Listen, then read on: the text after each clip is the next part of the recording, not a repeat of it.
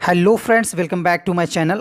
Guys, आज का जो प्रैक्टिस टेस्ट रहेगा वो पर्यावरण पर आधारित होगा और इस प्रैक्टिस सेट में उन्हीं प्रश्नों को शामिल किया गया है जिसका परीक्षा की दृष्टि से बहुत ही महत्वपूर्ण रोल रहता है।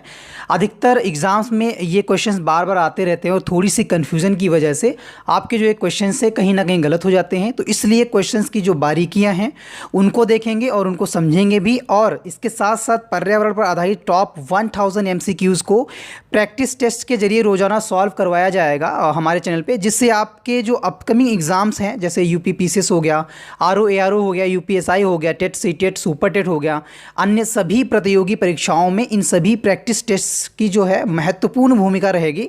तो चलिए बढ़ते हैं आज के टेस्ट की तरफ।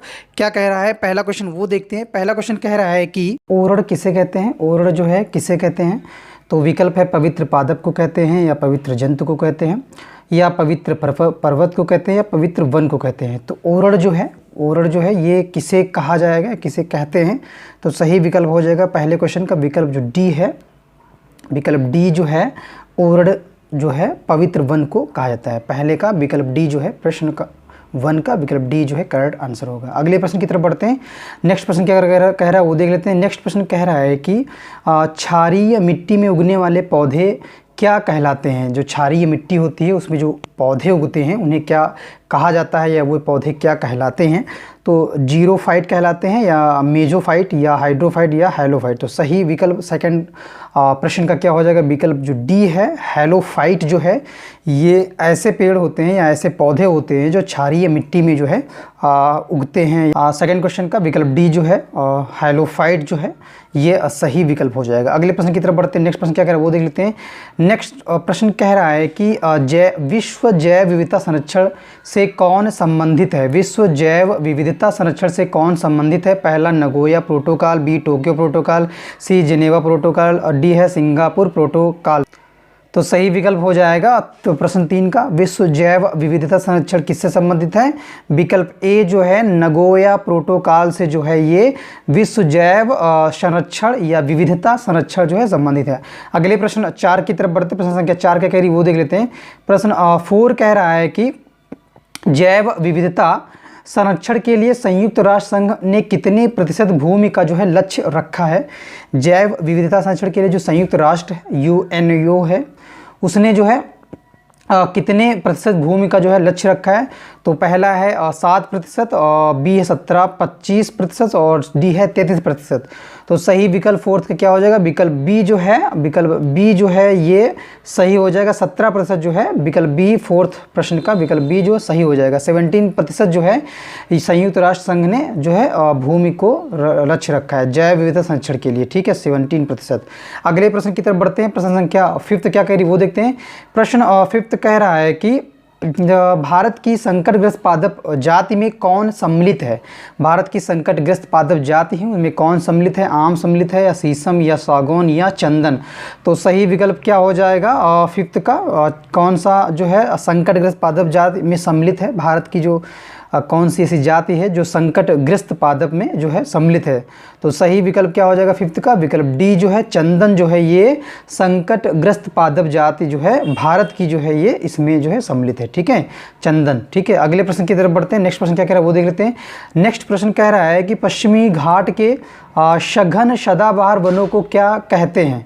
तो विकल्प है अरण्यक, और शोला, टेगा, शेलवा। तो सही विकल्प 6 क्या हो जाएगा विकल्प बी जो है शोला जो है ये पश्चिमी घाट के जो सघन सदाबहार वन हैं उन्हें सोला जो है कहा जाता है, ठीक है। अगले प्रश्न की तरफ बढ़ते हैं। प्रश्न संख्या 7 के करीब वो देख लेते हैं। प्रश्न 7 कह रहा है कि भारत में वनस्पति एवं जंतुओं की जो सर्वाधिक विविधता है वो कहाँ पाई जाती है। प्रश्न 7 में पूर्वी घाट में पाई जाती है, या अरावली, या पश्चिमी हिमालय, या पश्चिमी घाट में। तो सही विकल्प 7 का क्या हो जाएगा पश्चिमी घाट में, ठीक है। ये जो घाट है, ये जो भारत घाट है इस साइड में जो है भारत में वनस्पति एवं जंतुओं की सर्वाधिक विविधता है पश्चिमी घाट में। ये इंडिया है, और इंडिया का जो इस साइड का जो पार्ट है ये, या ऐसे कह सकते हैं ये जो है ये पश्चिमी घाट है, ठीक है क्लियर है। अगले प्रश्न की तरफ बढ़ते हैं। प्रश्न संख्या 8 क्या कह रही है वो देखते हैं। प्रश्न 8 कह रहा है कि जल प्रदूषण किससे उत्पन्न होता है। प्रश्न 8 तो लवणों की वृद्धि द्वारा, औद्योगिक निष्कर्षों द्वारा, और जलीय जंतुओं के शरीर के नष्ट होने के कारण, वर्षा द्वारा। तो सही विकल्प क्या हो जाएगा प्रश्न 8 का प्रश्न बी जो है औद्योगिक निष्कर्षों द्वारा जो है जल प्रदूषण जो है उत्पन्न होता है। बहुत ज़्यादा संख्या में जो है औद्योगिक जो होते हैं और जो उद्योग होते हैं, और जैसे कपड़ा उद्योग हो गया या कोई लौह उद्योग हो गया, तो वहाँ पर जो है वहाँ से जो है औद्योगिक से जो है जल प्रदूषण जो है वो उत्पन्न होता है। अगले प्रश्न की तरफ बढ़ते हैं। नेक्स्ट प्रश्न क्या कह रहा है वो देख लेते हैं। नेक्स्ट प्रश्न कह रहा है काजीरंगा नेशनल पार्क जो है कहाँ स्थित है, ये बताना है। प्रश्न 9 तो उत्तराखंड में है, असम में है, अरुणाचल प्रदेश में है, नागालैंड में। तो सही विकल्प क्या हो जाएगा, काजीरंगा नेशनल जो पार्क है कहाँ स्थित है काजीरंगा, तो 9th का सही विकल्प हो जाएगा विकल्प बी जो है असम में जो है ये काजीरंगा जो है नेशनल पार्क जो है ये स्थित है असम में। अगले प्रश्न की तरफ बढ़ते हैं। नेक्स्ट प्रश्न क्या कह रहा है वो देख लेते हैं। विश्व जलवायु परिवर्तन के लिए सर्वाधिक उत्तरदायी कौन है। प्रश्न 10 में जो विश्व जलवायु परिवर्तन है उसके लिए जो सर्वाधिक उत्तरदायी जो है वो कौन है। ग्रीन हाउस गैसों की वृद्धि है, या वर्षा की कमी है, या परमाणु हथियार है, या जनसंख्या वृद्धि है। तो सही विकल्प 10th का क्या हो जाएगा, विकल्प ए जो है, ऑप्शन ए जो है ग्रीन हाउस गैसों की जो वृद्धि है उससे जलवायु परिवर्तन के लिए जो है सर्वाधिक उत्तरदायी कारक या फैक्टर बताया गया है। नेक्स्ट बढ़ते हैं प्रश्न संख्या 11 की तरफ। प्रश्न 11 क्या कह रहा है वो देखते हैं। प्रश्न 11 कह रहा है कि वायुमंडलीय प्रदूषक गैस जो है कौन सी है। सल्फर डाइऑक्साइड है, ऑक्सीजन है, ओजोन है, नाइट्रोजन है। तो वायुमंडलीय प्रदूषक जो गैस है वो बताना है। तो 11th का सही विकल्प ए हो जाएगा। ए विकल्प जो है ये करेक्ट हो जाएगा। सल्फर डाइऑक्साइड जो है वायुमंडलीय प्रदूषक गैस है। अगले प्रश्न 12 की तरफ बढ़ते हैं। प्रश्न 12 क्या कह रहा है वो देख लेते हैं।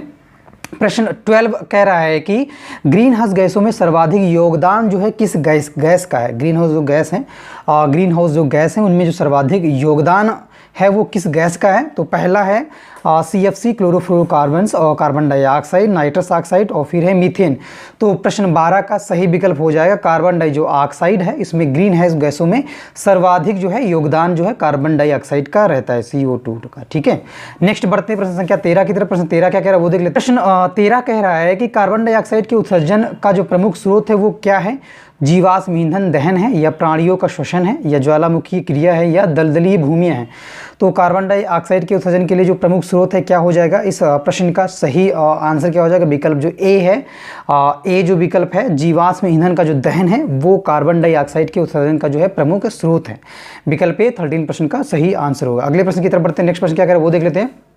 नेक्स्ट प्रश्न कह रहा है कि 14 ग्रीन हाउस गैसों में सबसे अल्पजीवी क्या है। अल्पजीवी है क्या वो बताना है।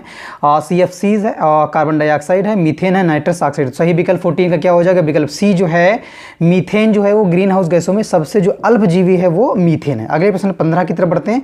प्रश्न संख्या 15 क्या कह रही है वो देख लेते हैं। प्रश्न 15 कह रहा है कि ग्रीन हाउस गैसों में सर्वाधिक जीवन काल किसका होता है। ग्रीन हाउस जितनी गैसें हैं उनमें सर्वाधिक जो जीवन काल होता है किसका होता है।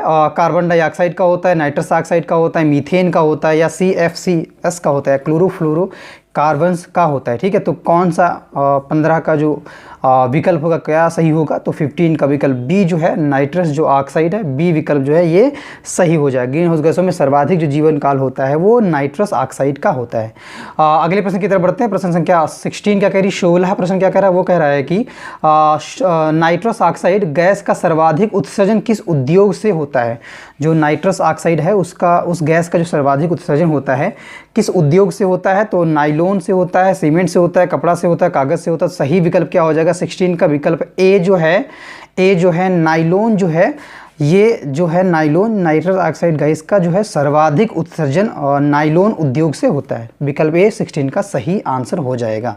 अगले प्रश्न 17 की तरफ बढ़ते हैं। प्रश्न संख्या 17 क्या करिए वो देख लेते हैं। 17 कह रहा है कि नाइट्रस ऑक्साइड गैस का प्राकृतिक स्रोत क्या है। जो नाइट्रस ऑक्साइड गैस है उसका जो प्राकृतिक है नेचुरल रिसोर्स क्या है उसका। तो मरुस्थलीय मिट्टियाँ हैं, या शीत कटबंधी मिट्टियाँ हैं, या शीतोष्ण कटबंधी मिट्टियाँ, या उष्ण कटबंधी मिट्टियाँ। तो सही विकल्प 17 का क्या हो जाएगा। नाइट्रस ऑक्साइड गैस का जो प्राकृतिक स्रोत है क्या हो जाएगा। तो विकल्प डी जो है उष्ण कटिबंधीय मिट्टियाँ जो हैं वो नाइट्रस ऑक्साइड के जो है प्राकृतिक स्रोत है। ठीक है, अगले प्रश्न की तरफ बढ़ते हैं। 17 के बाद 18 प्रश्न क्या कह रहा है वो देख लेते हैं। 18 प्रश्न कह रहा है कि मात्र रासायनिक क्रिया से किसका निर्माण होता है। तो मीथेन का होता है, CFCs का होता है, कार्बन डाइऑक्साइड का होता है, या नाइट्रस ऑक्साइड का होता है। 18% का सही विकल्प क्या हो जाएगा। विकल्प बी जो है CFC जो है CFC का जो क्लोरोफ्लोरोकार्बन है इसका जो निर्माण होता है मात्र रासायनिक क्रिया के द्वारा होता है। अगले प्रश्न 19 की तरफ बढ़ते हैं। प्रश्न संख्या 19 का करिए वो देखते हैं। प्रश्न 19 ये कह रहा है कि ओजोन परत को हानि पहुंचाने वाले घरेलू उपकरण कौन सा है। ठीक 19 में तो घरेलू जो उपकरण हैं ओजोन परत को जो हानि पहुंचाते हुए बताना है। तो कंप्यूटर है, टेलीविजन है, एयर कंडीशनर है, कूलर है। तो सही विकल्प क्या हो जाएगा 19 में? सी जो है एयर कंडीशनर जो है वो ओजोन परत को हानि पहुंचाती है। ठीक है, कौन है ये उपकरण? घरेलू उपकरण है, एयर कंडीशनर। नेक्स्ट बढ़ते हैं प्रश्न संख्या 20 की तरफ। प्रश्न 20 क्या कह रहा है वो देख लेते हैं। प्रश्न 20 कह रहा है कि पृथ्वी पर इस समय उपस्थित जीवों की उत्तरजीविता सर्वाइवल के लिए सबसे बड़ा खतरा किससे है? ठीक है, तो सबसे बड़ा खतरा बताना है प्रश्न 20 में। तो विकिरण से है, रेडिएशन या डिजर्टिफिकेशन, मरुस्थलीय भवन या मरुस्थलीकरण, और फिर है वनों का नष्ट करना जिसको बोलते हैं डिफॉरेस्टेशन, और फिर डी है ग्लेशियर्स का निर्माण, ग्लेशिएशंस। तो सही विकल्प क्या हो जाएगा 20 का? विकल्प सी जो है वनों का जो नष्ट है, वनों को जो नष्ट करना है, डिफॉरेस्टेशन जो है, ये जो जीव उपस्थित हैं पृथ्वी पर उनकी जो उत्तरजीविता है उसके लिए सबसे बड़ा जो है खतरा है। डिफॉरेस्टेशन का मतलब जो होता है वनों का नष्ट करना, क्या होता है कि जो मानवीय हस्तक्षेप है, जो आए दिन प्रतिदिन जो जंगलों को काट दिया जाता है, तो उससे क्या होता है जो जानवर हैं, जो जंगलों में रहने वाले जो जानवर जिनका जो आवास है, जंगल वन जो आवास है वो नष्ट हो रहे हैं धीरे धीरे। जो आवास है जंगली जीव जंतुओं का वो नष्ट हो रहा है, उनमें कमी आ रही। इस वजह से जो है उनके सर्वाइवल का जो सबसे बड़ा जो खतरा बन रहा है वो वनों के जो वन है उनकी कटाई या वनों को नष्ट करना जो है वो सबसे बड़ा खतरा बन रहा है इस टाइम, जो प्रेजेंट टाइम में है। अगले प्रश्न 21 की तरफ बढ़ते हैं। प्रश्न संख्या 21 क्या करिए वो देख लेते। प्रश्न 21 कह रहा है कि कोपेनहेगन किस देश की जो राजधानी है? कोपेनहेगन जो है किस देश की राजधानी है? तो विकल्प देखते हैं, विकल्प कौन कौन से हैं। तो पहला है डेनमार्क है कोपेनहेगन, फिनलैंड, नीदरलैंड, नॉर्वे। तो सही विकल्प क्या हो जाएगा? कोपेनहेगन किस देश की राजधानी है जो कोपेनहेगन है? तो सही विकल्प 21 का क्या हो जाएगा? विकल्प ए जो है डेनमार्क की जो कैपिटल है वो डेनमार्क की जो कैपिटल है कोपेनहेगन है। ठीक है, तो डेनमार्क क्या है? एक देश है, कंट्री है। ठीक है, नेक्स्ट बढ़ते हैं प्रश्न संख्या 22 की तरफ। प्रश्न 22 क्या कह रहा है वो देख लेते हैं। प्रश्न 22 कह रहा है कि सूखा ड्राफ्ट को नियंत्रित करने में वन कैसे सहायक होता है ये बताना है। ठीक है, ड्राफ्ट को जो कंट्रोल करने में जो वन जो हमारे जो फॉरेस्ट हैं वो कैसे सहायक होते हैं ये बताना है। तो क्या है विकल्प? वन मृदा प्रदूषण को रोकते हैं, वनों से वर्षा होती है, वनों में अनेक जलीय पौधे मिलते हैं, वन जल आवरण की भांति जो है कार्य करते हैं। तो 22 का विकल्प बी जो है ये सही, वनों से जो है वर्षा होती है या वन जो है वर्षा के लिए उत्तरदायी कारक है। तो इसलिए जो सूखा है उसको जो है वर्षा जो है, जब वर्षा होगी तो सूखा नहीं होगा, तो नियंत्रित करने में जो वन है बहुत ही महत्वपूर्ण भूमिका निभाते हैं सूखे के लिए। अगले प्रश्न की तरफ बढ़ते हैं। प्रश्न संख्या 23 का कह रहा है वो देख लेते हैं। प्रश्न 23 कह रहा है कि जीवों में खाद्य श्रृंखला का जो समुचित क्रम है वो बताना है। तो पहला घास है, भेड़िया है, हिरन है, सर्प है। फिर है जीवाणु घास, फिर खरगोश, फिर भेड़िया, फिर है घास कीट भक्षी सर्प, और फिर है घास कीट हिरन सर्प। तो सही और जो श्रृंखला है, समुचित जो क्रम है जीवों में, जो खाद्य श्रृंखला का जो समुचित क्रम है वो बताना है। तो 23 का सही विकल्प सी हो जाएगा, घास और फिर कीट और फिर कीट भक्षी और फिर है सर्प। ठीक है, 23 का सी विकल्प सही हो जाएगा। अगले प्रश्न की तरफ बढ़ते हैं। प्रश्न संख्या 24 क्या कह रही है वो देख लेते हैं। 24 प्रश्न कह रहा है कि कौन सा मृदा में उपस्थित रहने वाला स्वतंत्र नाइट्रोजन यौगीकरण करने वाला जो है बैक्टीरिया है 24 में? तो एजेटोबैक्टर, बी है सोमोनास, और बी है राइजोबियम, और सी है सीडोमोनास। ठीक है, तो सीडोमोनास। तो सही विकल्प 24 का क्या हो जाएगा? विकल्प ए जो है विकल्प एजेटोबैक्टर जो है ये मृदा में उपस्थित रहने वाला स्वतंत्र नाइट्रोजन यौगीकरण करने वाला जो है बैक्टीरिया है। प्रश्न 24 का ए विकल्प सही हो जाएगा। अगले प्रश्न 25 की तरफ बढ़ते हैं। प्रश्न संख्या 25 क्या कह रही है वो देख लेते हैं। 25 कह रहा है कि एस्ट्रोसैट क्या है? एस्ट्रोसैट है क्या वो बताना है। हाल ही में खोजा गया एक दूरगामी ग्रह, खगोल विज्ञान संबंधी उपग्रह, और एक क्षुद्र ग्रह या एस्ट्रॉइड, और डी है मौसम संबंधी अध्ययन हेतु तो हवाई जहाज। एस्ट्रोसैट है क्या? तो 25 का विकल्प सी जो है एक क्षुद्र ग्रह है, एस्ट्रॉइड है। एस्ट्रोसैट क्या है? एक एस्ट्रॉइड है। विकल्प सी जो है 25 का सही आंसर हो जाएगा। नेक्स्ट प्रश्न की तरफ बढ़ते हैं। नेक्स्ट प्रश्न क्या कह रहा है वो देखते हैं। किसी तालाब में या किसी तालाब पारितंत्र में कौन से एक प्रकार के जीव एक से अधिक पोषण स्तरों पर पाए जाते हैं? प्रश्न 26। तो पादप प्लवक हैं, मछलियां हैं, प्राणी प्लवक हैं, मेढक है। तो सही विकल्प क्या हो जाएगा 26 का? तो 26 का सही विकल्प हो जाएगा विकल्प बी जो है मछलियां हैं। ठीक है, तालाब पारितंत्र में जो मछलियां हैं वो अधिक पोषण स्तरों पर जो है पाए जाते हैं। ठीक है, अगले प्रश्न की तरफ बढ़ते हैं। नेक्स्ट प्रश्न क्या कह रहा है वो देखते हैं। नेक्स्ट प्रश्न कह रहा है कि भारत में भौगोलिक क्षेत्र के कितने प्रतिशत भाग में वन जो है लगे हैं? 27। भारत में भौगोलिक क्षेत्र के कितने प्रतिशत भाग में वन लगे हैं? 23.54%, 21.23% और 33% या 22.16%। तो 27 का सही विकल्प क्या हो जाएगा? विकल्प ए जो है विकल्प ए 23.54% जो है भारत में भौगोलिक क्षेत्र जितना है उसमें 23.54% भाग पे वन जो है लगे हुए हैं, यह वनों का आवरण है। नेक्स्ट बढ़ते हैं प्रश्न संख्या 28 की तरफ। प्रश्न 28 क्या कह रहा है वो देखते हैं। और 28 कह रहा है विश्व का एकमात्र कार्बन मुक्त देश कौन सा है। बहुत ही अच्छा क्वेश्चन है। स्वीडन है, न्यूजीलैंड है, फिनलैंड है, कनाडा है। तो सही विकल्प क्या हो जाएगा 28 का? विकल्प ए जो है स्वीडन जो है ये एकमात्र ऐसा देश है जो कार्बन मुक्त देश है। ठीक है, अगले प्रश्न 29 की तरफ बढ़ते हैं। प्रश्न 29 क्या कह रहा है वो देख लेते हैं। प्रश्न 29 कह रहा है कि GSLV, ठीक है, GSL और V का जो पूर्ण रूप है वो क्या है। ठीक है, तो जियोक्रोनस सैटेलाइट लॉन्च व्हीकल का, या ग्लोबल सैटेलाइट लिंक व्हीकल का, और यह है जियो स्टेशनरी सैटेलाइट व्हीकल का, और यह है उपरोक्त में से कोई नहीं। 29 का सही विकल्प ए हो जाएगा, जियोक्रोनस सैटेलाइट लॉन्च व्हीकल का है। जो GSLV जो फुल फॉर्म है, ये जो फुल फॉर्म है ये किसका है? जियोक्रोनस सैटेलाइट लॉन्च व्हीकल। 29 का ए विकल्प सही हो जाएगा। अगले प्रश्न की तरफ बढ़ते हैं। प्रश्न 30 क्या कह रहा है वो देख रहे हैं। 30 प्रश्न कह रहा है टेलीविजन रिमोट कंट्रोल किस प्रकार की तरंगों का उपयोग करता है। जो टेलीविजन है उसमें जो रिमोट कंट्रोल का यूज होता है टेलीविज़न में, तो जो रिमोट कंट्रोल उसमें किस प्रकार की जो तरंगे हैं और उनका उपयोग किया जाता है। तो अवरक्त तरंगे हैं, एक्स किरणें हैं, और या गामा किरणें हैं, या दृश्य प्रकाश है। तो सही विकल्प 30 का क्या हो जाएगा? ए जो है। ठीक है, अवरक्त जो किरणें हैं ये टेलीविज़न में रिमोट कंट्रोल जो है में ये तरंगे जो है अवरक्त किरणें जो है प्रयोग की जाती हैं। अगले प्रश्न की तरफ बढ़ते हैं। प्रश्न संख्या 31 क्या कह रहा है वो देखते हैं। 31 प्रश्न कह रहा है कि जलवायु परिवर्तन पर केंद्र सरकार द्वारा जारी राष्ट्रीय कार्य योजना में किसके उत्पादन पर सर्वाधिक बल दिया गया? जल संरक्षण पर, ग्रीन इंडिया प्लान पर, सतत विकास पर, या सौर ऊर्जा उत्पादन पर। तो 31 का सही विकल्प डी हो जाएगा। सौर ऊर्जा का जो उत्पादन है उस पर, जलवायु परिवर्तन पर जो केंद्र सरकार है इसने राष्ट्रीय कार्य योजना में जो सौर ऊर्जा उत्पादन था इस पे सर्वाधिक बल दिया है। ठीक है, किस पे? सोलर जो एनर्जी है और उसके प्रोडक्शन पर। नेक्स्ट प्रश्न है प्रश्न संख्या 32 की तरफ। 32 प्रश्न क्या कह रहा है वो देख लेते हैं। 32 कह रहा है 6 मीटर गहरे तालाब में अनुक्रमण का सही जो क्रम है वो प्रदर्शित होता है। 6 मीटर जो गहरा तालाब है उसमें जो अनुक्रमण का जो सही क्रम है कौन सा है जो प्रदर्शित करता है। तो विकल्प देखते हैं। पहला विकल्प क्या है? पहला है निमग्न पादप और विशीर्ण और शाक प्लावी पादप झाड़ी वृक्ष। बी है प्लावी पादप निमग्न पादप रीढ़ शाक झाड़ी वृक्ष। सी है झाड़ी वृक्ष निमग्न पादप प्लावी पादप रीढ़ और शाक। डी है निमग्न पादप प्लावी पादप रीढ़ शाक झाड़ी और वृक्ष। तो सही विकल्प क्या हो जाएगा इस प्रश्न का? जो 6 मीटर गहरे तालाब में जो अनुक्रमण का जो सही क्रम था कौन प्रदर्शित करता है? तो 32 का जो विकल्प डी है, जो विकल्प डी है हमारा, ये करेक्ट ऑप्शन हो जाएगा। निमग्न पादप, फिर प्लावी पादप, फिर रीढ़, फिर शाक, फिर झाड़ी, फिर वृक्ष। तो ये ऑप्शन सही हो जाएगा। अगले प्रश्न की तरफ बढ़ते हैं। प्रश्न संख्या 33 क्या कहता है वो देख लेते हैं। 33 प्रश्न कह रहा है कि एक पारतंत्र में क्या होता है। एक पारतंत्र में स्पेशली होता क्या है वो बताना है। तो विकल्प ए क्या है? प्राथमिक उत्पादकों की संख्या प्राथमिक उपभोक्ताओं से अधिक होती है। द्वितीय उपभोक्ताओं की संख्या सबसे अधिक क्योंकि वे शक्तिशाली हैं। 3 है, विकल्प 3 है, प्राथमिक उपभोक्ताओं की संख्या प्राथमिक उत्पादकों से अधिक होती है। और जो लास्ट इसका विकल्प है प्राथमिक उपभोगी कम से कम प्राथमिक उत्पादकों पर आश्रित होते हैं। तो सही विकल्प क्या हो जाएगा? एक पारतंत्र में क्या होता है 33 में? तो सही विकल्प हमारा क्या हो जाएगा 33 का ए जो है, प्राथमिक उत्पादकों की संख्या प्राथमिक उपभोक्ताओं से अधिक होती है। ठीक, विकल्प ए जो है एक पारतंत्र में क्या होता है, ये 33 का ए ऑप्शन जो है करेक्ट ऑप्शन हो जाएगा। अगले प्रश्न की तरफ बढ़ते हैं।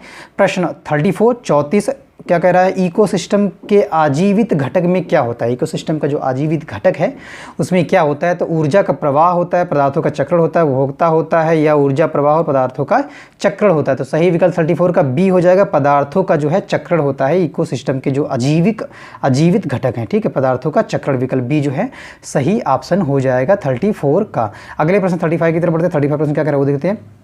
35 प्रश्न कह रहा है कि चूने के पौधे साइजर इरिटिनम द्वारा स्थिर की गई कुल ऊर्जा पूरे इकोसिस्टम में क्या कहलाती है? साइसर इरिटिनम द्वारा स्थिर की गई जो कुल ऊर्जा है पूरे इकोसिस्टम में वो क्या कहलाती है? चने का जो पौधा है। तो सही विकल्प प्राथमिक उत्पादन, सकल उत्पादन, द्वितीय उत्पादन और इनमें से कोई नहीं। तो सही विकल्प क्या हो जाएगा 35 का विकल्प बी जो है सकल उत्पादन जो है ये कहलाएगा। ठीक है, ग्रास प्रोडक्शन, ठीक है, ग्रास प्रोडक्शन कहलाएगा। ठीक है, अगले प्रश्न की तरफ बढ़ते हैं। प्रश्न 36 क्या कह रहा है वो देखते हैं। 36 प्रश्न कह रहा है कि इकोसिस्टम में अपघटक के अंतर्गत किसको सम्मिलित किया जाता है। इकोसिस्टम जो है उसमें अपघटक के अंतर्गत किसको सम्मिलित किया जाता है, तो जीवाणु और कवक को, और बी है केवल सूक्ष्म जीव को। तो पहला है जीवाणु और कवक को, बी है केवल सूक्ष्म जीव को, उपयुक्त दोनों को, या उपयुक्त दोनों एवं बड़े जीव को, उपयुक्त दोनों एवं बड़े जीव को। 36 का सही विकल्प सी हो जाएगा, उपयुक्त दोनों को। ठीक है, 36 का विकल्प सी जो है वो सही हो जाएगा, मतलब ए भी और बी भी सही हो जाएंगे। इकोसिस्टम में अपघटक के अंतर्गत इनको जीवाणु और कवक को और केवल सूक्ष्म जीव को जो है सम्मिलित किया जाता है। तो नेक्स्ट बढ़ते हैं अगले प्रश्न की तरफ। अगला प्रश्न क्या कह रहा है वो देख लेते हैं। 37 कह रहा है कि भोजन श्रृंखला का जो सही क्रम है वो बताना है। तो पहले गिरीपत्ती, जीवाणु, कीट, लार्वी पक्षी, फिर फाइटोप्लैंक्टन, जूप्लैंक्टन मछली, और फिर घास, लोमड़ी, खरगोश, फिर है घास, गिरगिट, कीट, भच्ची। तो सही 37 का प्रश्न का विकल्प क्या हो जाएगा, सी जो विकल्प है 37 में जो विकल्प सी है, सी जो है ये घास, फिर लोमड़ी, फिर खरगोश जो है ये भोजन श्रृंखला का सही जो है क्रम होगा। नेक्स्ट बढ़ते हैं 38% की तरफ। 38% क्या कह रहा है वो देख लेते हैं। 38% कह रहा है कि इकोसिस्टम में ऊर्जा का जो प्रवाह नीचे से ऊपर के पोषण स्तरों पर कम हो जाता है, यह कौन सा नियम है। ठीक है, इकोसिस्टम में जो होता है ऊर्जा का जो प्रवाह होता है, मतलब कि नीचे से ऊपर। ठीक है, जब ऊर्जा का प्रवाह जो है नीचे से जब ऊपर के पोषण स्तर पर कम हो जाता है, तो ऊर्जा का जो प्रवाह है पोषण स्तर पर जो कम हो जाता है नीचे से ऊपर, तो यह जो नियम है यह कौन सा नियम है ये बताना है। तो ऊर्जा गतिक के प्रथम नियम है, या ऊर्जा गतिक का दूसरा, या उपयुक्त में से दोनों, या उपयुक्त में से कोई भी नहीं। तो 38 का विकल्प बी जो है ऊर्जा गतिक के जो दूसरा नियम है वो इकोसिस्टम में ऊर्जा का जो प्रवाह है नीचे से ऊपर के पोषण स्तर पर कम होता जाता है, तो यह ऊर्जा गतिक का दूसरा नियम है। 38 का विकल्प बी जो है सही ऑप्शन होगा। अगले प्रश्न की तरफ बढ़ते हैं। प्रश्न संख्या 39 क्या कह रहा है वो देखते हैं। 39 कह रहा है कि नेपेंथिस क्या होते हैं। नेपेंथिस होते क्या हैं, प्राथमिक उत्पादक होते हैं, उपभोक्ता होते हैं, प्राथमिक उत्पादक और उपभोक्ता होते हैं, या उपयुक्त में से कोई नहीं। तो 39 का विकल्प ए जो है, 39 का विकल्प ए जो है प्राथमिक उत्पादक जो है नेपेंथिस होते हैं। ठीक है, विकल्प ए 39 का सही आंसर हो जाएगा। अगले प्रश्न 40 की तरफ बढ़ते हैं। 40 प्रश्न क्या कह रहा है वो देखते हैं। प्रश्न 40 कह रहा है कि एक बांस एक पौधा जो एक घने जंगल में उगता है तो उसका ट्रॉफिक स्तर क्या होता है। ट्रॉफिक स्तर पूछ लेता है कि ट्रॉफिक स्तर है क्या, एक बांस का जो पौधा है जो घने जंगल में उगता है उसका जो ट्रॉफिक स्तर है वो क्या है, ट्रॉफिक स्तर है क्या, प्रथम है, द्वितीय है, तृतीय है, चतुर्थ है। तो सही विकल्प क्या हो जाएगा 40 का, विकल्प ए जो है, विकल्प ए जो है वो सही विकल्प हो जाएगा। प्रथम स्तर है, ट्रॉफिक स्तर कौन सा है, प्रथम। अगले प्रश्न पढ़ते हैं 41 की तरफ। 41 प्रश्न क्या कह रहा है वो देखते हैं। 41 प्रश्न कह रहा है कि जब मोर सर्प को खाता है और सर्प इंसेक्ट को खाता है और वह इंसेक्ट पौधे को खाता है तो मोर को क्या कहेंगे। ठीक, खाद्य श्रृंखला का जो है ये प्रश्न है, क्रम है। तो क्या कहेंगे 41 में, तो विकल्प है प्राथमिक उपभोक्ता कहेंगे मोर को, या प्राथमिक अपघटक, या अंतिम अपघटक, या भोजन पिरामिड का शीर्ष। तो 41 का विकल्प जो डी है ये कहेंगे भोजन पिरामिड का जो है, ये पिरामिड होता है भोजन पिरामिड का, तो पिरामिड का जो शीर्ष है, जो शीर्ष है वो क्या कहलाएगा, मोर को भोजन पिरामिड का शीर्ष कहेंगे। अगले प्रश्न की तरफ बढ़ते हैं। 42% क्या कह रहा है वो देख लेते हैं। 42% कह रहा है कि किसी एक हाइड्रोस्फीयर में पौधे का जो सही अनुक्रम है क्या है। ठीक है, तो विकल्प है वलूत, लैंटाना, स्पर्स, पिस्टिया, हाइड्रिल्ला, वाल्वाक्स। वाल्वाक्स, हाइड्रिल्ला, पिस्टिया, सर्पस, लैंटेना और बलूत। और पिस्टिया, वाल्वाक्स, सर्पस, हाइड्रिल्ला, बलूत और लैटाना, या फिर डी है बलूत, लैंटाना, वाल्वाक्स, हाइड्रिल्ला, और फिर इसी में है जो लास्ट है वो है पिस्टिया, सर्पस। तो सही विकल्प क्या हो जाएगा 42 में, तो 42 का सही विकल्प हो जाएगा विकल्प सी जो है पिस्टिया, वाल्वाक्स, सर्पस, हाइड्रिल्ला और बलूत, लैटाना जो है विकल्प सी जो है 42 का विकल्प सी जो है ये करेक्ट आंसर हो जाएगा। अगले प्रश्न की तरफ बढ़ते हैं। प्रश्न संख्या 43 क्या कह रहा है वो देख लेते हैं। प्रश्न 43 ये कह रहा है कि विश्व के देशों के लिए 43 सार्वभौमिक लैंगिक अंतराल सूचकांक ग्लोबल जेंडर गैप इंडेक्स का श्रेणीकरण कौन प्रदान करता है। विश्व आर्थिक मंच, ए यूएन मानव अधिकार परिषद, बी है यूएन वुमेन, और डी है विश्व स्वास्थ्य संगठन। तो सही विकल्प क्या हो जाएगा 43 का, तो सही विकल्प 43 का हो जाएगा हमारा ए जो है विश्व आर्थिक जो मंच है ये 43 का सही आंसर हो जाएगा। ठीक है, ए विकल्प। अगले प्रश्न में 44 की तरफ बढ़ते हैं। 44 प्रश्न क्या कह रहा है वो देखते हैं। 44 कह रहा है कि पारिस्थितिकी दृष्टिकोण से पूर्वी घाटों और पश्चिमी घाटों के बीच एक अच्छा संपर्क संपर्क होने के रूप में किसका महत्व जो है अधिक है? तो विकल्प देखते हैं। पहला है विकल्प सत्यमंगलम बाघ आरक्षित क्षेत्र, फिर है नल्लामल्ला वन, फिर है नागरहोले राष्ट्रीय उद्यान, और ये शेषाचलम जीवमंडल आरक्षित क्षेत्र। और फिर कौन सा इसमें सही विकल्प हो जाएगा? तो सही विकल्प हो जाएगा 44 में हमारा ए जो है ये विकल्प सही हो जाएगा। सत्यमंगलम बाघ आरक्षित क्षेत्र, सत्यमंगलम टाइगर रिजर्व जो है ये पारिस्थितिकी दृष्टिकोण से पूर्वी घाटों और पश्चिमी घाटों के बीच एक अच्छा संपर्क होने के रूप में जो इसका महत्व है। अगले प्रश्न 45 की तरफ बढ़ते हैं। 45 प्रश्न क्या कह रहा है वो देखते हैं।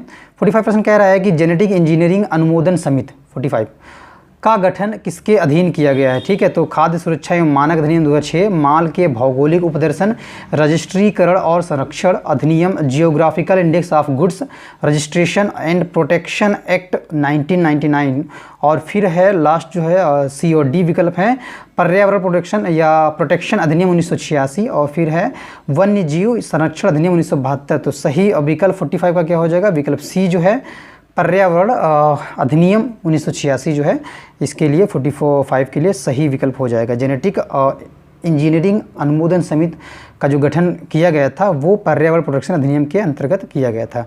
प्रश्न 46 की तरफ बढ़ते हैं। 46 प्रश्न क्या करें वो देख लेते हैं। 46 प्रश्न कह रहा था इकोसिस्टम किसे कहते हैं? 46 तो इकोसिस्टम कहते किसे हैं? एक दूसरे से अन्योन्य क्रिया करने वाले जीवों का एक समुदाय इकोसिस्टम कहलाता है, या पृथ्वी का वह भाग जो सजीव जीवों लिविंग ऑर्गेनिज्म द्वारा आवासित है, और सी है जीवो ऑर्गेनिजम्स का समुदाय और साथ ही वह पर्यावरण जिसमें वो रहते हैं, और डी है किसी भी डी क्या है? डी है किसी भौगोलिक क्षेत्र के वनस्पति जात और प्राणी जात जो इकोसिस्टम है क्या है? तो 46 का सही विकल्प क्या हो जाएगा? विकल्प सी जो है जीवो ऑर्गेनिज्म जिसको बोलते हैं का समुदाय और साथ ही वह पर्यावरण जिसमें वे रहते हैं। ठीक है, इकोसिस्टम क्या होता है? जीव हो गया, और जीव के साथ जीवों का समुदाय या जीव, और उसके साथ जो वो पर्यावरण है, मतलब कह सकते हैं जो ये पर्यावरण है और ये जीव है, तो ये जो होता है इकोसिस्टम होता है। ठीक है, इकोसिस्टम होता है। नेक्स्ट बढ़ते हैं प्रश्न संख्या 47 की तरफ। 47 प्रश्न क्या कह रहा है वो देख लेते हैं। 47 प्रश्न कह रहा है कि भारत में कहाँ मैंग्रोव वन, सदा पर्णी वन और पर्णपाती वन का संयोजन है? तो भारत में जहाँ पर भी मैंग्रोव वन और सदापर्णी वन और पर्णपाती वनों का जो संयोजन है 47 में कहाँ पे है? तो विकल्प उत्तर तटीय आंध्र प्रदेश में, दक्षिणी पश्चिम बंगाल, दक्षिणी सौराष्ट्र, अंडमान और निकोबार द्वीप समूह। तो 47 का विकल्प डी जो है अंडमान और निकोबार जो द्वीप समूह है उसमें मैंग्रोव वन, सदापर्णी वन और फिर पर्णपाती वन जो है इनका सभी का संयोजन है। 47 का विकल्प डी सही आंसर होगा। अगले प्रश्न 48 की तरफ बढ़ते हैं। 48 प्रश्न क्या करें वो देखते हैं। कौन सा एक प्राणी समूह संकटापन्न जातियों के संवर्ग के अंतर्गत आता है 48 में? तो विकल्प देखते हैं। विकल्प है महान भारतीय सारंग, कस्तूरी मृग, लाल पांडा और एशियाई वन्य गधा, कश्मीरी महामृग, चीतल, नीलगाय और महान भारतीय सारंग, हिम तेंदुआ, अनूप मृग, रीशस बंदर और सारस क्रेन, और सिंह पक्षी, मेकाक, नीलगाय, हनुमान और लंगर। तो 48 का जो सही विकल्प क्या हो जाएगा? 48 का विकल्प जो ए है महान, 48 का जो विकल्प ए है वो महान भारतीय सारंग और कस्तूरी मृग, लाल पांडा और एशियाई वन जो है ये समूह, ये प्राणी समूह संकटापन्न जातियों के संवर्ग के अंतर्गत आते हैं। 48 में विकल्प ए करेक्ट आंसर हो जाएगा 48 का। अगले प्रश्न 49 की तरफ बढ़ते हैं। 49 प्रश्न क्या कह रहे हैं वो देखते हैं। 49 कह रहा है कि कायिक कोशिका न्यूक्लिय अंतरण प्रौद्योगिकी somatic cell nuclear transfer technology का अनुप्रयोग क्या है? स्पेशली इसका अनुप्रयोग होता क्या है वो बताना है। तो जैव डिम्बनाशी का उत्पादन, जैव निम्नीकरणीय प्लास्टिक का निर्माण, जंतुओं का जननीय क्लोनिंग और रोग मुक्त जीवों का उत्पादन। तो 49 का सही विकल्प क्या हो जाएगा? विकल्प जो सी है जंतुओं की जननीय क्लोनिंग जो है, जो क्लोनिंग है उसके लिए जो है ये कायिकी या somatic cell nuclear transfer technology का जो है अनुप्रयोग है। ठीक है, जंतुओं की जननीय क्लोनिंग 49 का विकल्प सी करेक्ट आंसर होगा। अगले प्रश्न की तरफ बढ़ते हैं। 50 प्रश्न क्या कह रहा है? 50 प्रश्न कह रहा है कि ट्रांसक्रिप्टोम किसे निर्दिष्ट करता है? 50 प्रश्न में ट्रांस जो क्रिप्टोम है किसे निर्दिष्ट करता है? तो जीनोम संपादन या जीनोम एडिटिंग में प्रयुक्त एंजाइमों की एक श्रेणी, किसी जीव द्वारा अभिव्यक्त mRNA अणुओं की पूर्ण श्रृंखला, और सी डी जो विकल्प है इसके जीन अभिव्यक्ति की क्रियाविधि का वर्णन, और जो लास्ट विकल्प है डी कोशिकाओं में होने वाले आनुवंशिक उत्परिवर्तनों की एक क्रियाविधि। तो सही विकल्प क्या हो जाएगा 50 का? तो 50 का जो सही विकल्प हो जाएगा, ट्रांसक्रिप्टोम किससे निर्दिष्ट है? तो विकल्प बी जो है, किसी जीव द्वारा अभिव्यक्ति mRNA अणुओं की पूर्ण श्रृंखला जो है वो ट्रांसक्रिप्टोम जो है उससे निर्दिष्ट करता है। किसी जीव द्वारा अभिव्यक्ति mRNA अणुओं की जो पूर्ण श्रृंखला है वो ट्रांसक्रिप्टोम को जो है निर्दिष्ट करता है। प्रश्न 50 का, प्रश्न 50 का विकल्प बी जो है करेक्ट आंसर होगा। इसी के साथ ये जो प्रैक्टिस सेट था पर्यावरण पर बेस था जो ये समाप्त होता है। चैनल पे यदि आप पहली बार विजिट कर रहे हैं और हमारी वीडियोस को पहली बार देख रहे हैं और चैनल को अभी तक सब्सक्राइब नहीं किया है तो प्लीज़ चैनल को सब्सक्राइब कर लें और बेल आइकन को दबाना ना भूलें, जिससे हमारे चैनल द्वारा बनाई गई लेटेस्ट वीडियो की अपडेट आप तक सबसे पहले पहुँच सके। ठीक है guys, thank you so much guys.